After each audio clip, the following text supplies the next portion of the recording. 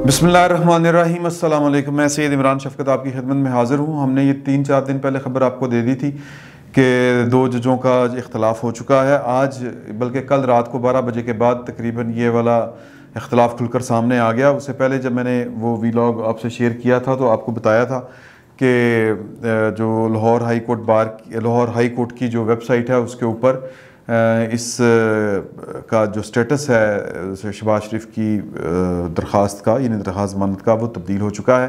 कल हमारे उस्ताद मोहतरम जनाब सईद चोई साहब जो हैं उन्होंने रात गए जो अपना वीलॉग आपसे शेयर किया था उसमें उसकी तकनीकी वजूहात बता दी थी कि वो चेंज किस तरह होता है। वो एक सिस्टम है, मतलब ये कि हाथ से पकड़ के नहीं होता, वो एक सिस्टम में चीज़ें डाली जाती हैं तो वो चीज़ें ठीक होती हैं कि फ़ैसला लिख के जब रीडर जो है वो लिखेगा तो मुतलका ब्रांच जो है वो उसका कर देगी तब्दील।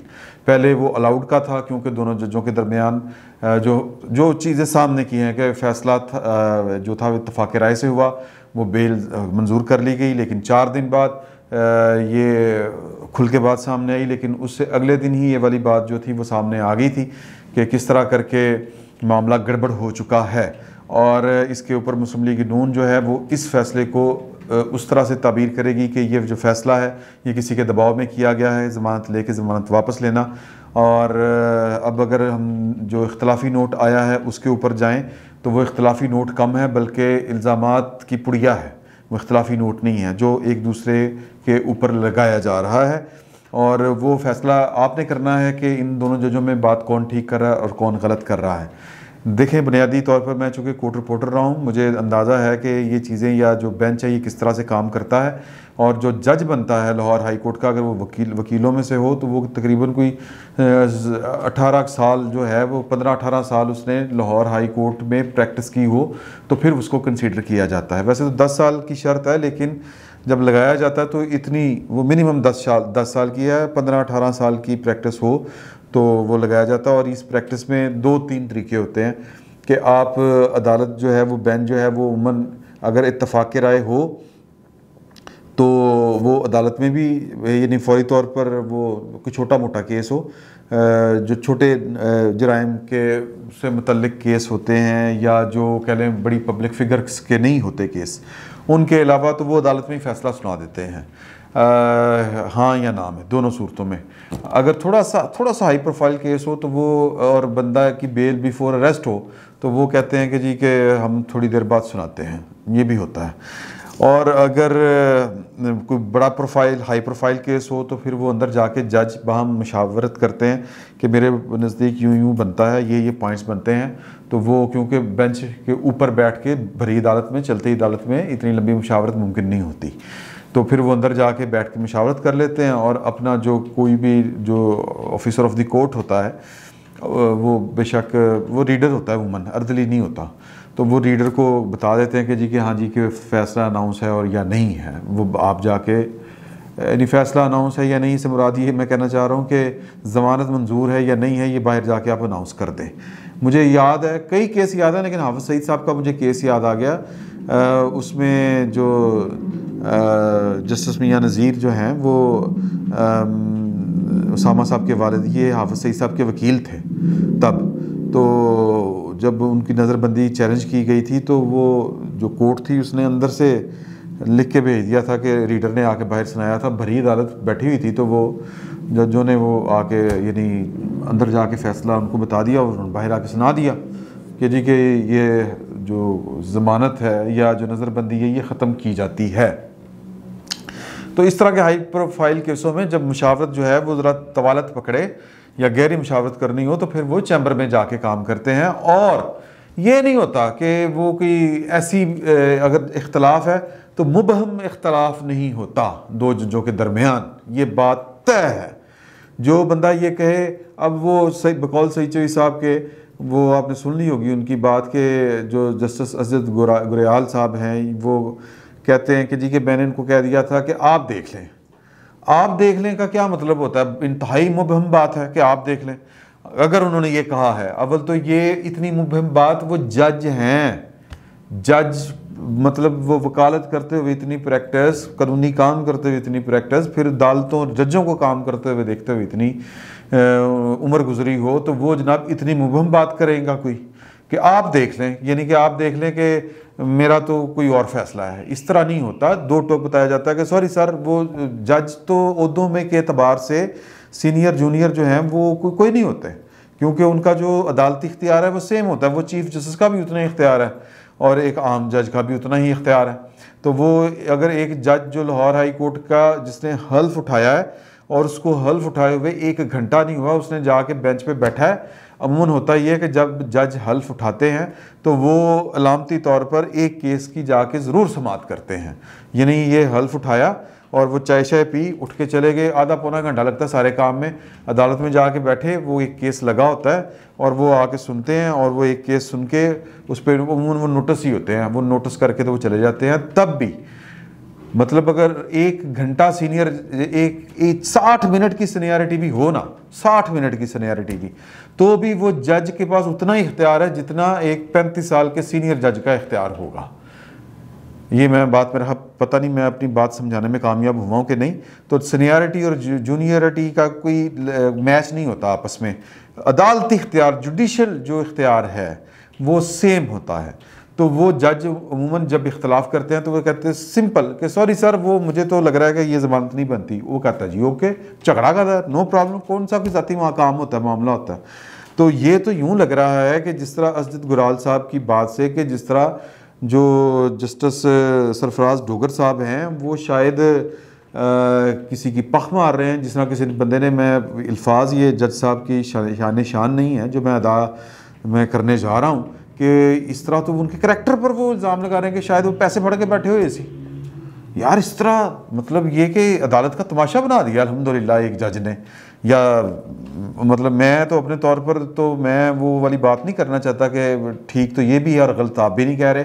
मुझे ये ठीक लग रहा है कि हज़रत गुराल साहब को अगर इख्तलाफ करना था तो पहले दिन करते। अब वो कहते हैं कि जी मैंने तो पहले दिन कर दिया था, चीफ जस्टिस को बता दिया था। अगर चीफ जस्टिस साहब को बता दिया था तो फिर वो PRO नाम की एक चीज़ पाई जाती है, वो या मतलब लाहौर हाई कोर्ट के अंदर उसको कह देते भाई ना गलत चला गया तो इसको चेंज कर दें, या फिर वो सिस्टम में चेंज कर लेते। एक इतना सा 4 लाइनें लिखी सी यार, लिख के भिजवा देते आधे घंटे में कि जनाब पे कम गलत हो गया। ये जो उन्होंने फैसला, जज साहब के तो इल्म में सारी बात थी कि उन्होंने, सरफराज डोगर साहब ने मेरे इनकार के बावजूद, मुबैना इनकार के बावजूद वो लिख के भिजवा दिया है फैसला। तो ये तो जज साहब जो है वो मेरे साथ 2 नंबरी कर रहे हैं, सीनियर जज साहब सरफराज डोगर साहब। तो आप फौरी तौर पर अपना लिख के भिजवाते फैसला। तो ये पता नहीं किसको बेवकूफ़ बना रहे हैं, और या पता नहीं नाकाम कोशिश ही है मेरे ख्याल में। होता इस तरह नहीं है। लोग जो हैं वो रोटी यहीं पे डालते हैं और रोटी को चोची नहीं कहते, नक च नहीं रोटी पाते। ये बात हमें ज़हन में रखनी चाहिए।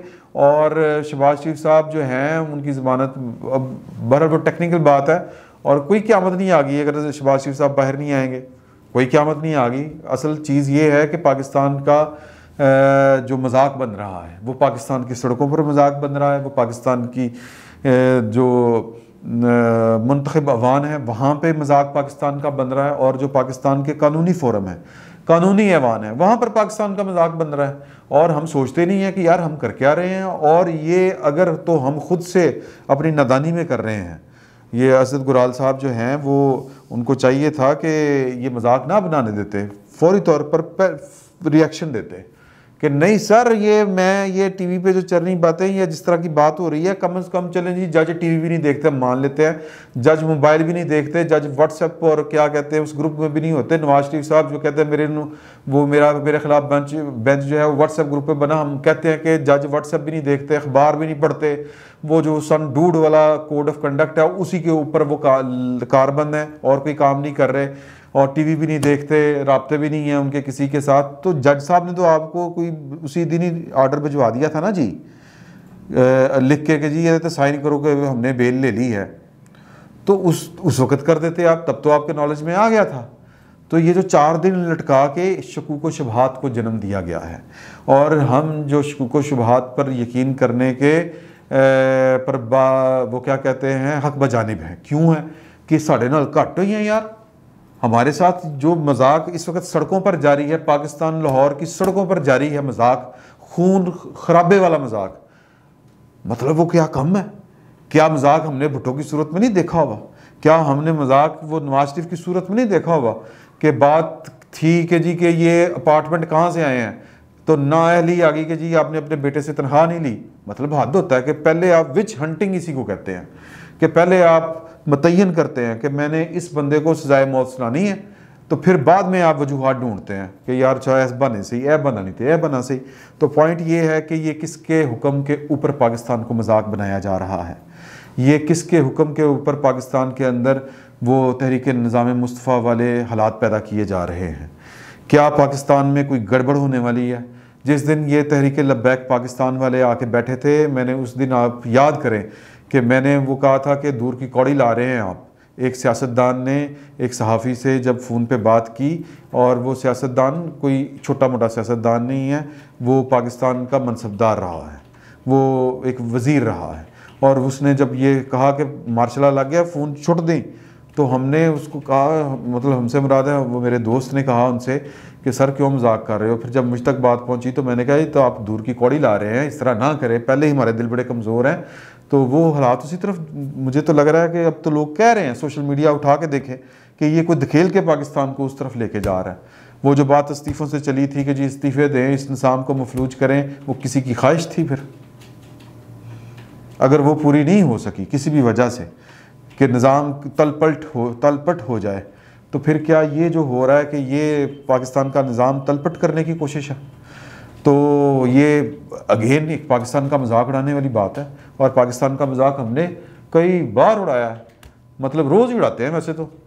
और जिन माशरों में दस्तूर जो है उसका मजाक उड़ाया जाता हो, वहाँ की जो पावर पॉलिटिक्स होती है उसकी कोई अखलाकियात नहीं होती। हमारी पावर पॉलिटिक्स की कोई अखलाकियात नहीं है।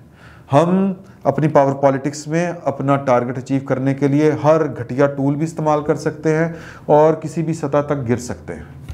ये इसलिए है कि क्योंकि हम किसी दस्तूर और कानून के ताबे नहीं हैं, ना हम खुद को ताबे समझते हैं। जब हमें अपने मफाद पर जद पड़ती है तो दस्तूर को उठाकर बाहर फेंकते हैं। वो ज़ियाउल हक को परवेज़ मुशर्रफ साहब हूँ, दस्तूर को बेअसर करना कौन सा बड़ा काम है, यहाँ पर कई दफ़ा हुआ है, अब भी है। तो पाकिस्तान के अवाम जो हैं वो अगर होश नहीं करेंगे, मतलब ये कि वो लोग जो पाकिस्तान के जिनका किबला काबा जो है वो पता है, वो तजिया नगार, वो सहाफ़ी, वो बैठ के कह रहे हैं कि तहरीक लब्बैक वालों के ऊपर जुल्म हो रहा है, लोग बाहर निकले। यार आप किसकी खिदमत कर रहे हैं? आप चाहते हैं कि हालात इतने ख़राब हों कि सिविल स्ट्रक्चर या जो सिविल इंतज़ामिया उसके हाथ से निकल जाएँ? आप पाकिस्तान की रियासत या पाकिस्तान की फ़ौज को लोगों के सामने खड़ा करना चाहते हैं? किसके एजेंडे के ऊपर हैं आप? तो ये खेल जो है, ये जो भी खेल रहा है, ये पाकिस्तान के हक में नहीं है। तो पाकिस्तान की अल्लाह पाक खैर फरमाए, और पाकिस्तान के लोगों को जागना होगा।